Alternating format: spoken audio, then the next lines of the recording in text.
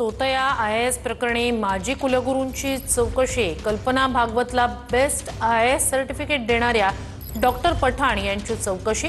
Doctor Pathan हे नागपूर विद्यापीठाचे माजी कुलगुरू आहेत। कल्पना भागवतला त्यांनी सर्टिफिकेट दिल्याची कबुली दिली आहे।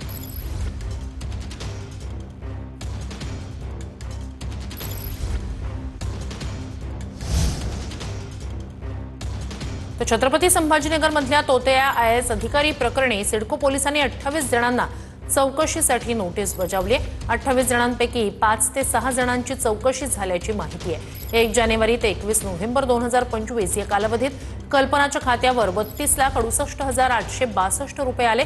हिंगोलीचे खासदार नागेश पाटील आष्टीकर यांनीही तोतया अधिकारी कल्पना भागवतच्या खात्यावर 1,45,000 रुपये पाठवल्याचं समोर आलंय। तर बहुजन एकता मंचचे नगराध्यक्षपदाचे उमेदवार अजय कदम यांची पोलीस कर्मचाऱ्यांनी कॉलर पकडल्याचा आरोप आहे। नागपूर जिल्ह्यातील कामठी नगर परिषद निवडणुकीदरम्यानचा हा प्रकार आहे। पोलीस कर्मचाऱ्यावर गुन्हा दाखल करण्याची मागणी समर्थकांकडून केली जाते। या घटनेचा निषेध नोंदवत चौकशी करण्याची मागणी आणि कारवाईची मागणी सुद्धा केली जाते।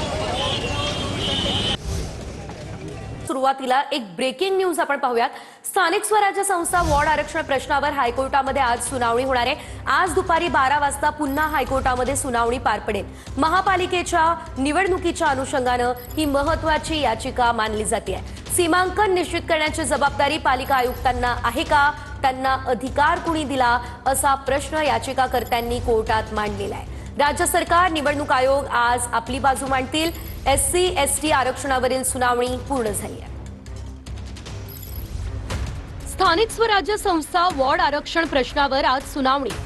SC/ST आरक्षणावरील सुनावणी पूर्ण। सरकार, निवडणूक आयोग आज बाजू मांडणार।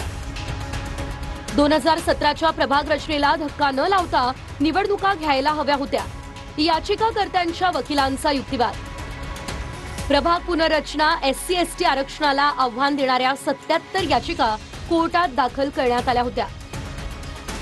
गेल्या आठवड्यात SC/ST आरक्षणाला आव्हान देणाऱ्या याचिकांवरील सुनावणी पूर्ण, निकाल मात्र राखून ठेवला।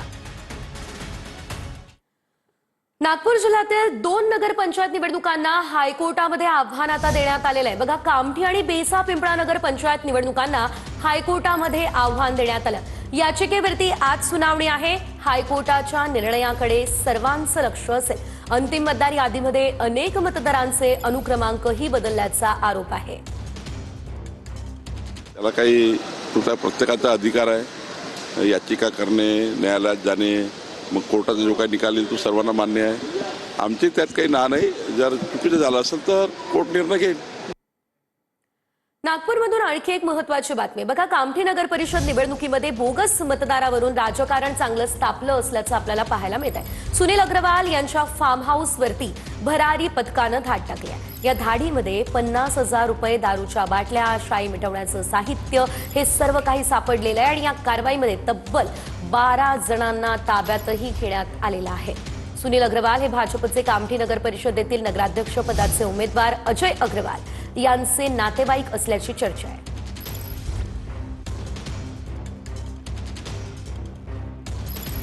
तर आपण पाहतोय कामठी नगर परिषद निवडणुकीमध्ये बोगस मतदान झाल्याचा आरोप आहे। सुनील अग्रवाल यांच्या फार्म हाऊसवरती भरारी पथकानं धाड टाकलेली आहे। कारवाईमध्ये तब्बल 12 जणांना ताब्यात घेण्यात आलं। सुनील अग्रवाल भाजपच्या उमेदवाराचे नातेवाईक असल्याची चर्चा आहे। आमदार गायकवाडांच्या पुत्रानं बोगस मतदाराला पळून जाण्यास मदत केल्याचा आरोप होतोय। बुलडाण्यामध्ये संजय गायकवाड यांच्या कार्यकर्त्यांकडून बोगस मतदान झाल्याचा विरोधकांनी आरोप केलाय। बोगस मतदान करणाऱ्याला अजितदादांच्या कार्यकर्त्यांनी चोपही दिलेला आहे।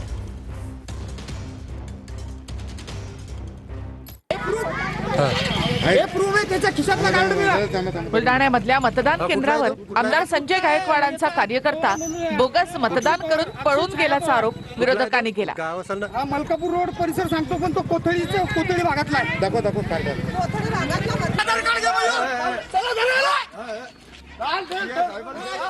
एक व्यक्ती बोगस मतदान करून पळून जात होती, पण त्या व्यक्तीला अजितदादांच्या कार्यकर्त्यांनी पकडून चोप दिला।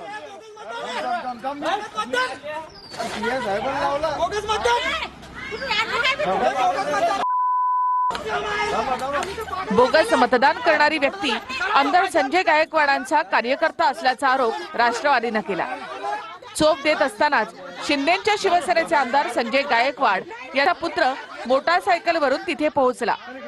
आमदार पुत्रानं बोगस मतदान करणाऱ्याला तिथून निघून जाण्यासाठी खुणावलं.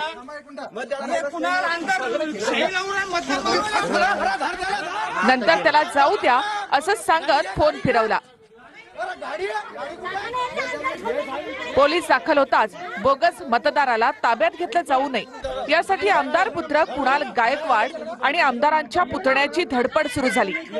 आमदार गायकवाडांच्या पुतण्यानं तर पोलिसांचेच हात पकडत त्यांना कारवाईपासून रोखलं. त्यावेळी बोगस मतदार पळून गेला.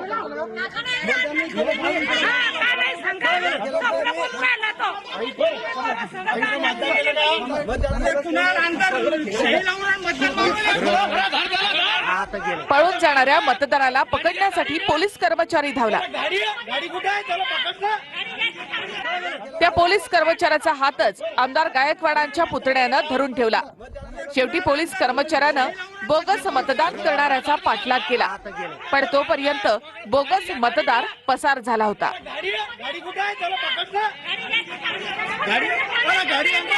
पुन्हा सांगतो, कारण तो त्याचा माणूस असेल. आम्ही जे बोलतोय ना, दुबार नावं, बोगस याद्या, इकडनं तिकडनं आणलेली नावं, हे सगळे सत्ताधारी पक्षांनी केलेलं आहे निवडणूक आयोगाच्या मदतीने. एका वेळेला हजार नावं. आता जर मी निवडणूक यादीमध्ये नाव टाकायला गेलो तर मला एकट्याचं नाव टाकायला मला स्वतः जावं लागतं, पण सत्ताधारी नेते ज्यावेळेला जातात त्यावेळेला हजाराचा गट्टा एका वेळेला घेतला जातो. सो ही त्यांचीच माणसं आहेत जी बोगस निवडणुकीत मतदान करून निवडून येतात. जेव्हा काँग्रेसच्या कार्यकर्त्यांनी बोगस मतदार पकडले त्यावेळेस स्थानिक आमदारांच्या परिवारातील लोक येऊन त्या ठिकाणी पोलिसांशी हुज्जत घालतात आणि यामध्ये शिवसेना एकनाथ शिंदे गटाने तर गुंडागर्दी लावलेली आहे. म्हणजे ही लोकशाहीची थट्टा यांनी लावलेली आहे. त्यामुळे अशा लोटपाट करणाऱ्यांवर, बोगस मतदान करणाऱ्यावर प्रशासन नेमके कोणते गुन्हे दाखल करणार याकडे लक्ष हे लागून आहे.